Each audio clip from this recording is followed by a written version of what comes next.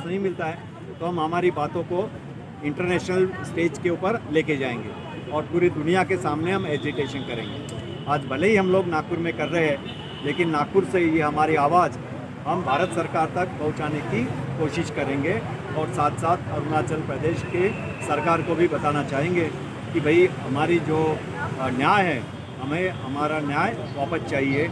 जो हमारा residential proof certificate जो तुमने छीन लिया हमसे, वो हमको वापस बहाल की जाए। ये हमारी अभी मांगे हैं और ये इनको करना ही पड़ेगा, क्योंकि अगर नहीं करते हैं तो कॉन्स्टिट्यूशन का वायलेशन हो जाएगा।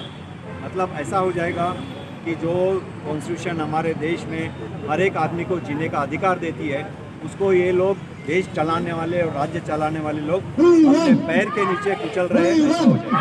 इसलिए मैं आपके माध्यम से, मीडिया के माध्यम से सरकार को, केंद्र सरकार को, अरुणाचल प्रदेश की सरकार को जगाना चाहते हैं हम लोग कि भाई जागो, अभी हमें हमारी न्याय वापस करो।